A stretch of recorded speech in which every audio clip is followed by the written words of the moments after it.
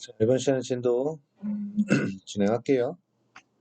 그러니까 지금까지 유전체 그러니까 쉽게 얘기해서 쿨롱의 법칙에 대해서 배우고 있는데 그 부분은 여러분들이 시험 문제에도 종종 나오는 것들이고 그래서 국가고시 시험 문제 대비한다라고 생각하시고 제가 지금까지 문제 풀어주는 것들 있죠. 그런 문제들은 꼭 기억해 주셔야 돼요. 왜냐면 여러분들 나중에 뭐 지금 1학년들이니까 국가고시 준비를 하진 않겠지만 그래도 지금부터라도 조금씩 배운 거를 3학년 때쯤 가서 어 그걸 기억하고 있어야 되니까 물론 다 까먹겠죠. 하지만 그 지금 제가 풀어주는 문제들이 국가고시 문제 유형이다라고 생각하시면 될 것 같아요. 자, 이제 콘덴서 들어가 보겠습니다. 콘덴서란 뭐냐 이렇게 생각해 보면 되면 쉽게 얘기하면 우리가 배터리라고 생각하면 돼요. 배터리. 자, 배터리가 뭐예요? 배터리라는 거는 우리가 핸드폰을 많이 쓰죠. 핸드폰을 쓰는데 핸드폰을 어떻게 해야 돼? 쓰려면 사용을 하려면 충전이라는 걸 해야 돼요. 그죠? 그러면 220V에다가 콘센트에 꽂아서 얘를 핸드폰을 연결을 해서 쭉 충전이 몇 프로? 100% 완충이 되면 이제 사용을 하겠죠. 그러면 여러분이 핸드폰을 가지고 뭐 전화도 걸고 뭐 문자도 쓰고 인터넷도 보고 뭐 하다 보면 사용을 하는 거는 뭐예요? 충전과 반대의 개념인 방전의 개념이에요. 그러면 충전을 한 거를 우리가 사용을 한다. 그러면 다시 0%로 떨어지겠죠. 그런 거를 우리가 배터리의 개념으로 보고 전기에서는 그거를 전하를 축적할 목적으로 사용하는 거를 우리는 뭐라고 한다? 전하를 사용할 목적으로 사용하는 걸 컨덴서라고 한다. 다른 말로는 캐파시터라고 해요. 캐파시터라고 하니까 이런 거는 같이 좀 이름은 좀 알아둬야 돼요. 나중에 뭐 국가고시 문제에서도 뭐 캐파시터라고 물어볼 수도 있고 컨덴서라고도 물어볼 수 있어요. 흔하게 사용하는 거는 컨덴서라는 말을 사용하지만 그래도 캐파시터라는 것도 좀 알아두고 여기 정의를 딱 보면 정의는 기억해야겠죠. 서로 마주보기 한 두 판에 두째 판 사이에 두 개 판이 있어요. 이렇게 두 개 판 사이에 절연물. 그러니까 여기다가 뭐를 절연체를 이렇게 딱 넣어놔요. 그러니까 아까 얘기한 유전체를 넣는데 유전체에 대해서는 좀 이따 설명할 거고 넣으면 전하를 축적을 한대요. 그러니까 핵심은 뭐예요? 전하를 축적할 목적으로 사용하는 전기 부품이다. 이렇게 좀 이해해 주시면 돼요. 자, 콘덴서란 뭐를 한다? 전하를 축적할 목적으로 사용하는 전기 부품이다라고 생각하면 돼요. 쉽게 얘기하면 아까도 얘기했지만 배터리라고 생각하면 된다겠죠. 그래서 충전과 방전을 한다고 했어요. 충전은 콘덴서에다가 전압을 가해서 전하를 축적하는 거고 그럼 100%까지 이제 쌓이겠죠, 얘네들이. 그리고 나서 방전이란 개념은 충전된 전하를 방출시키는 거. 핸드폰을 계속 사용하다면은 0%까지 우리가 사용을 다 사용하게 돼 있어요. 그걸 충전과 방전의 개념으로 좀 알아주시고 콘덴서의 종류는 여러분들이 뭐 종류를 다 알 필요는 없어요. 뭐 구조상에 따라서 우리가 뭐 고정 콘덴서와 가변 콘덴서라는 걸 사용을 합니다. 근데 여기 쭉 여러분이 보면 밑에 있는 거 볼게요. 여기 뭐 페이퍼 콘덴서도 있고 오일 콘덴서도 있고 베리어블 콘덴서, 전해 콘덴서, 마이카 콘덴서, 세라믹 콘덴서 이제 반도체로 좀 넘어가면서 세라믹 콘덴서 뭐 이런 콘덴서들이 있는데 여러분이 알아야 되는 건 이 이름 따위는 다 필요 없어요.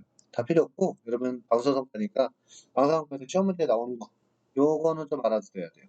그러니까 두 개의 도체판 사이에 이렇게 기호는 콘덴서의 기호는 이렇게 되어 쓴다라는 거. 기호는 이렇게 되고요. 여기에 가변 콘덴서라고 하는 거는 여기다 화살표 하나 띡 든다겠죠. 이게 뭐예요? 이게 가변 콘덴서예요. 가변.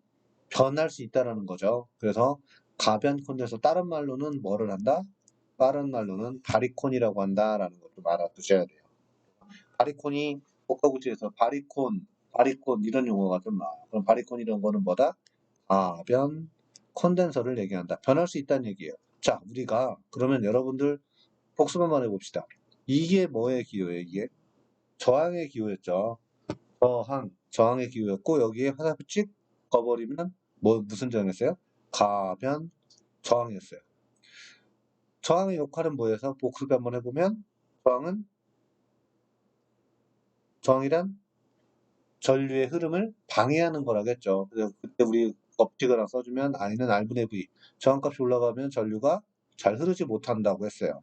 그러니까 그런 것도 좀 알아두시고 지금 얘기하는 거는 이제 콘덴서니까 콘덴서에도 어쨌든 우리가 전하를 축적을 사용할 목적으로 사용을 하지만 거기에서 우리가 기호 정도는 알아야 된다라는 거 이게 콘덴서고 여기다 화살표 하나 떼거는 거를 가변 콘덴서라고 한다. 극판의 면적을 변화시켜 준대요. 그게 무슨 얘기냐면 여기 한번 볼게요. 그림이 어디 있냐? 아 여기 있네요. 자, 여기 보면 공식을 하나 더 만들어줄 수도 있는데 이 공식이라는 거는 우리가 요 공식이에요. Q는 CV라는 공식을 만들어요. Q는 CV라는 공식이 있는데 자, Q 단위가 뭐예요? 쿨롱이었죠. 그리고 여기 보니까 C는 페럿이라는 용어를 쓰는데 얘는 뭐야? 정전 용량이라는 거를 써요.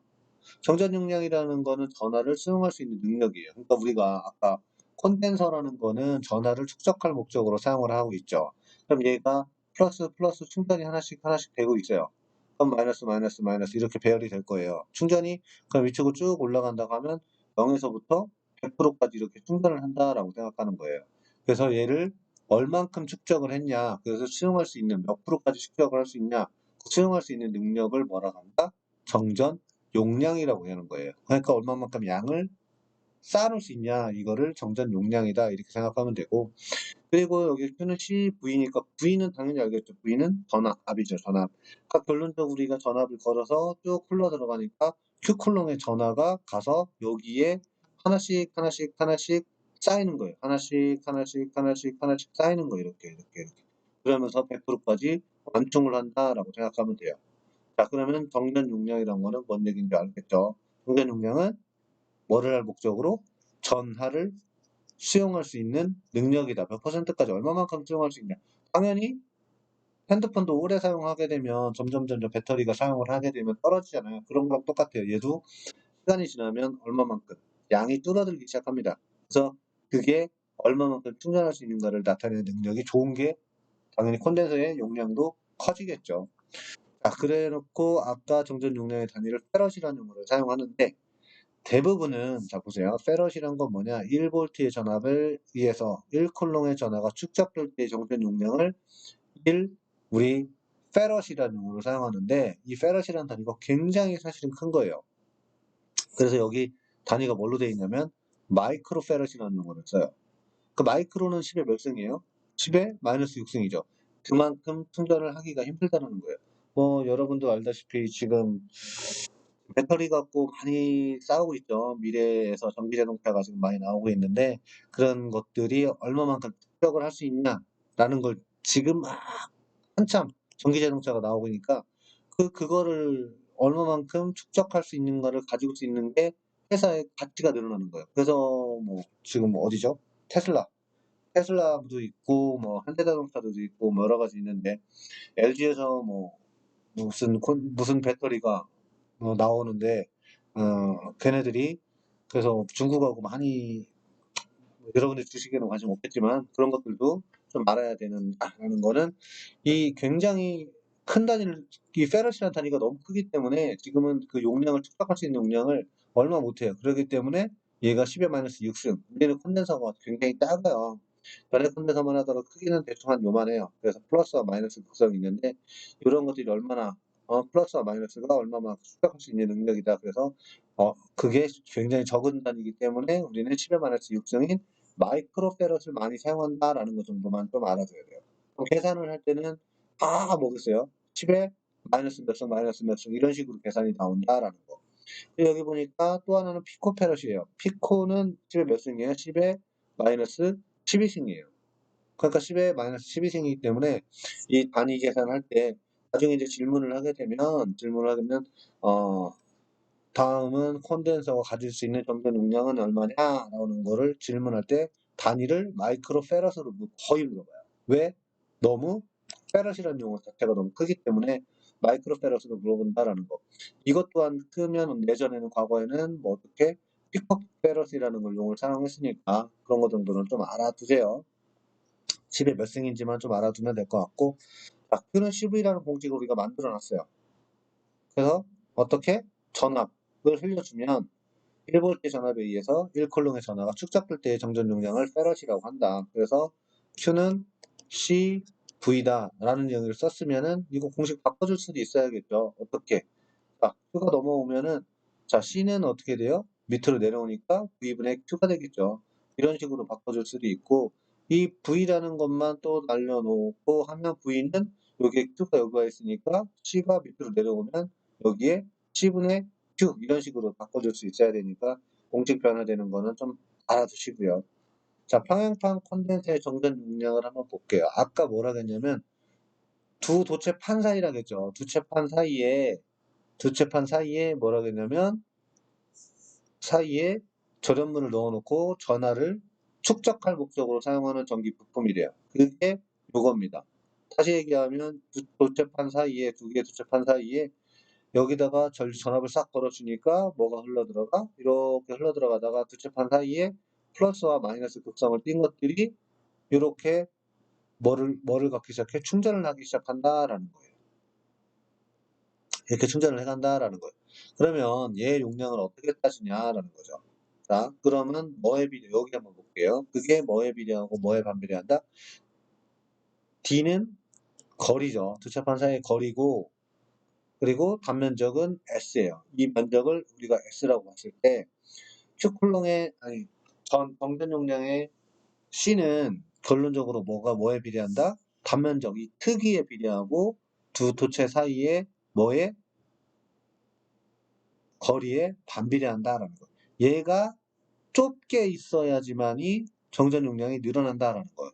면적은 커야지만이 정전 용량이 커진다라는 개념으로 좀 알아두시면 될 것 같아요.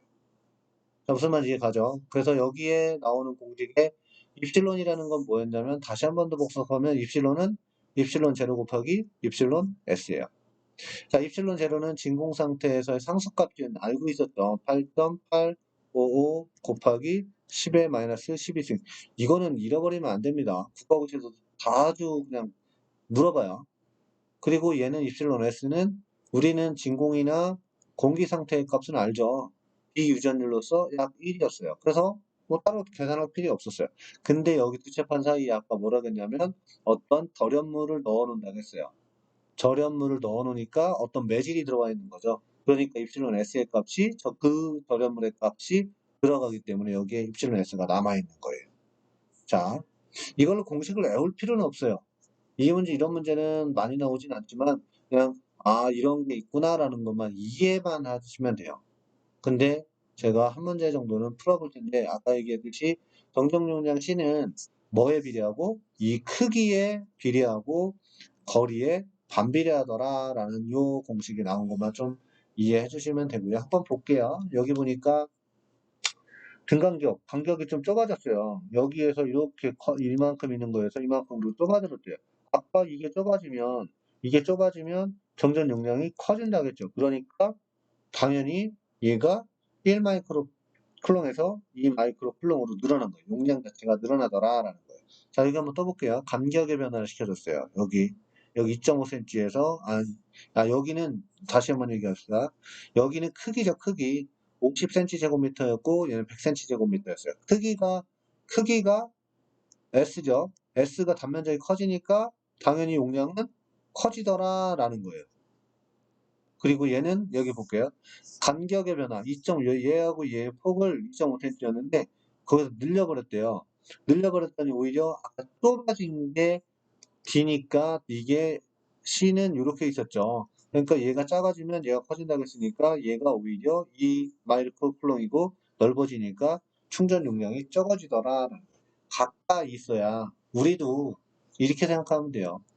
똑같이만 막 맞춰전기를 만들어 놓고 이 멀리 있는 애는 머리카락이 안 섰죠. 근데 가까이 있는 사람은 머리카락 섰단 말이에요. 그러니까 간격은 가까이 있어야지만 충전을 더 많이 할 수 있다. 이렇게 좀 이해해 주시면 돼요. 그래서 우리가 단면적과 이런 거는 이 공식에 의해서 만들어진다라는 거 좀만 알아두시고 지금은 좀 약간 이런 개념이 조금 변했어요. 사실은 지금은 반도체 콘덴서로 좀 많이 바뀌었기 때문에 이런 개념은 조금 아니지만 국가고시 시험 문제는 기본은 이런 식으로 나온다라는 거 좀 알아두시고 이따 문제풀이는 한번 다시 하는 걸로 하겠습니다. 자, 다시 한번 올라가 봅시다. 이런 종류들의 콘덴서가 있다라는 것만 좀 알아두시면 돼요. 무슨 콘덴서가 중요하진 않아요. 여러분들은 방사선과이기 때문에 전기과나 전자과에서는 이런 것들을 조금 더 심도 있게 다루겠지만 우리는 그럴 필요는 없다. 자, 콘덴서의 종류는 어떤 게 있다? 고정 콘덴서와 그냥 가변 콘덴서가 있다라는 것 정도만 좀 기억해 주세요. 자, 고정 콘덴서 기호는 이렇게 되어 있고 당연히 저항도 이런 저항이 있었어요. 여기다 화살표 찍 꺼놓으면 뭐였어요? 가변 저항이었죠. 가변 저항이었고 여기는 찍 꺼버리면 가변 뭐가 돼? 콘덴서가 되더라라는 거예요. 콘덴서는 다시 얘기하면 뭐를 할 목적으로? 전하를 축적할 목적으로 사용하는 전기 부품이다. 전하가 축적을 하면 우리가 나중에 그걸 가지고 끄집어내서 사용할 수가 있잖아요. 그럴 목적으로 사용하는 거다라고 생각하시면 되고, 자, 그러면 정전 용량이라는 건 뭐였어요? 전하를 수용할 수 있는 능력이었어요. 전하를 수용할 수 있는 능력은 크면 클수록 당연히 좋겠죠. 그러면 그 콘덴서라는 거는 구비 조건이 뭐가 있어? 정전 용량이 정확해야 돼요. 막 충전을 하는데 중국산을 가지고 좀 빗대어서 얘기를 하면 그 용량이 어쩔 때는 100으로 충전됐다가 어느 때는 70 충전됐다 이렇게 왔다 갔다 하면 안 된다는 거예요. 그러니까 정전 용량은 정확해야 되고 손실이 당연히 적어야죠. 전화를 축적을 해놨더니 막 새어나가요. 여기다 순환 충전을 해놨더니 옆으로 막 누설 전류가 막 생겨서 새어나간다라고 생각해 보세요. 그럼 이거는 쓸 수가 없다는 얘기예요. 그래서 손실은 당연히 적고 절연 저항은 필 것. 절연 저항이라는 거는 뭐예요? 우리가 여기다 막 축적을 해놨는데 가끔 새어나가요. 그게 뭐였어요? 누설전류였죠. 누설전류를 당연히 줄여야겠죠. 그래서 얘 저항값이 커야 돼요. 그래서 절연저항은 우리가 다시 한번 복습하고 들어가면 10의 몇 승인? 10의 6승인 메가옴을 사용한다. 뭐 그런 얘기를 했었는데 그것도 좀 기억을 해주시는 게 좋겠죠. 이런 것들도 같이 좀 알아두시고 쭉 넘어가서 이제 정전 용량에 대해서 다시 한번 더 복습하면 뭐다? 전하를 수용할 수 있는 능력이다라는 거 좀 알아두시고 그리고 그 공식은 다시 얘기하면 Q는 CV다라는 공식에서 출발을 한다겠죠. 얘는 전하, 얘는 정전 용량, 얘는 당연히 전하 이렇게 돼 있고 이 공식을 다시 바꿔주면 C는이라고 하면 어떻게 돼요? Q가 여기 Y 넘어온 거죠. 이항되니까 넘어와 있고 V는 아래로 내려가겠죠. 당연히. 그래서 C는 V분의 Q다. V는 C분의 Q다라는 거. 단위는 반드시 기억해 주셔야 됩니다. 제가 이거 물어볼 때 여러분들한테 시험 문제 종종 뜰 때를 하면 갑자기 Q 클롱이라고 하는 게 아니라 Q 페럿이라고 용어를 써요. 그러면 답이 맞았다 하더라도 이거는 점수가 줄 수가 없겠죠. 틀린 답이에요. 왜? 단위 자체가 틀린 거기 때문에 틀린 거다라고 생각하면 돼요. 제가 뭐 매정하지는 않지만 그런 것들도 좀 잘 지켜주시고요. 정전 용량은 페럿이라는 용어를 쓰고 Q 쿨롱이라는 용어를 쓰니까 자 이것도 단위는 꼭 반드시 당연히 볼트의 단위는 전압의 단위는 볼트라는 건 알고 있을 거고 자 요거까지 왔고 페럿이라는 거는 어떻게 한다? 전하를 축적할 때 정전 용량인데 1페럿은 너무 큰 단위이기 때문에 실질적으로 전기에서 사용하는 거는 마이크로 페럿이나 피코 페럿을 많이 사용한다라는 거. 얘는 몇 승? 10의 마이너스 6승이고 얘는 몇 승? 10의 마이너스 12승이다라는 거 정도는 좀 알아두시고요. 자, 이거 한번 풀어볼까요, 우리? 자, 이게 무슨 문제냐라고 보면 자, 10 곱하기 10이래요. 10 곱하기 10. 그러면 나왔던 게 뭐냐면 극판의 크기를 얘기하는 거예요. 극판의 크기를 얘기하는 거고 그리고 얘를 가지고 우리가 문제를 풀어야 되는데 쉽게 얘기하면 아까 우리 대입했던 공식이 뭐였냐면 요거였어요. 8.85 곱하기 10의 마이너스 12승 D 어떤 매질이냐면 매질에 있는 값이 분명히 있을 거고 그 매질에 입실론 S의 값을 곱해주고 그리고 단면적을 곱해준대요. 그러면 이거 한번 풀어볼게요. 공식을 한번 써주게 되면 자 어떻게 되냐 정적 용량 C는 거리에 반비례하고 뭐에 극판의 극한의 단면적에 비례한다라고 했었죠. 그다음 입실론 S니까. 입실론 S는 여기 보면 공기였죠. 공기니까 당연히 얘는 1이니까 따로 계산해 줄 필요가 없고 여기에다가 뭐를 하냐 10 곱하기 10이에요. 그러면 여기 10 곱하기 10이니까 단면적은 S고 여기에 제곱이죠. 제곱이니까 얘를 어떻게 해야 돼? 두 번을 곱해줘야 돼요. 자, 그러면 다시 한번 풀어볼게요. 1cm니까 1cm는 10의 몇 승이에요? 10의 마이너스 2승이 되겠죠. 여기에다가 8.855 곱하기 10의 마이너스 12승이 있는 거고 여기에 10 다시 깔끔하게 좀 써봅시다. 8.855 곱하기 10의 마이너스 12승이 있는 거고 여기다 10 곱하기 10 근데 센티미터 제곱이니까 여기에 또 한번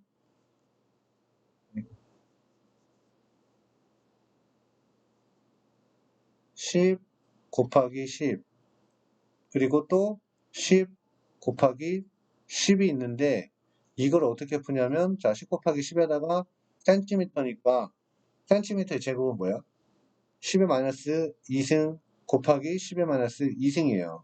결론적으로 이거는 얘기하면 10의 마이너스 4승이 되겠죠. 왜냐면 센티미터 제곱이니까. 제곱은 거기다 붙여줘야 되니까 마이너스 4승을 붙여줘야겠죠. 자, 그러면 얘하고 풀어줄 수가 있죠. 얘는 10의 2승이죠. 그럼 없어지겠죠. 그럼 몇 승이에요? 10의 마이너스 2승이 되겠죠. 10의 마이너스 2승에다가 어떻게 해야 돼요? 여기를 마이너스가 위로 올라가면 플러스가 되니까 얘하고 얘는 다 없어지는 거예요. 그죠? 다 없어지니까 결론적으로 8점 답은 뭐예요? 8.855 곱하기 10의 마이너스 12승 페럿이겠죠. 페럿. 단위는 당연히 페럿이에요. 근데 물어본 게 뭐라고 물어봤어요? 몇 피코페럿인가? 라고 물어봤죠. 10의 마이너스 12승이 피코였으니까 피코가 이 안으로 들어와 버리면 이렇게 되겠죠. 8.855 피코페럿 이렇게 용어를 쓰는 거예요. 그래서 이렇게 이 문제도 예전에 국가고시 시험 문제 나왔던 거니까 한 번씩 꼭 봐주시는 게 좋습니다. 자, 1, 4번은 여러분이 뭐 쉽게 풀 수 있는 거니까 풀어보세요. 왜냐하면 여기는 자 정전 용량은 C죠. 그리고 도체에다가 뭐가 전하가 요거예요. 그러면 가해진 전압은 얼마냐라는 거죠. 그럼 V가 뭔지 모르는 거잖아요. 그럼 요거를 Q는 CV라는 공식에 의해서 공식을 바꿔줘가지고 V는 C분의 Q가 되겠죠. 그래서 이렇게 해서 풀어서 제출을 해주시면 됩니다. 뭐 어려운 문제 아니니까. 그래서 주의할 점은 요거는 단위환산 해줘야겠죠. 그렇게 해서 풀어주시면 될 것 같아요.